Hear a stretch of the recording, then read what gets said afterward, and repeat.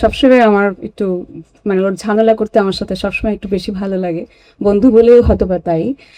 Ivan হচ্ছে সেই মানুষটা, আমি ইভানকে দিয়ে শুরু করি, সেই মানুষটা যখন আহ, কেউ নশোবার খোঁজ রাখতো না, ইভান রাখতো। সো সেই জন্য ইভানের জন্য আমার একটা হাততালি অবশ্যই আমি দিতে চাই। এবং অবশ্যই আমার ডিরেক্টর, 18 পর থেকে হয়তো বা আমি খুবই কয়েকটা কাজ করেছি, সেটার মধ্যে উল্লেখযোগ্য কাজ কিন্তু আমাদের ইমানে লানের। ইভেন আমি একটা মিউজিক ভিডিও, সেটা আসিফ ভাই দেখেছেন কিনা আমি জানি না, সেটাতে আসিফ ভাইয়ের কণ্ঠ ছিল, আমি সেখানে অভিনয় করার সৌভাগ্য অর্জন করেছিলাম, সেটাও তার ডিরেকশনেই ছিল। সো আমি গুটি গুটি পায়ে যে কটাই কাজ করেছি 18 সালের পর থেকে, 18 সালে কি হয়েছিল সেটা আপনারা অনেকেই জানেন।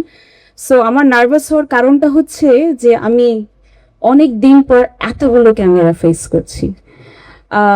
সো সেই জন্য আমার একটু অস্থিরতা হচ্ছিল, একটু ঝামেলা লাগছিল।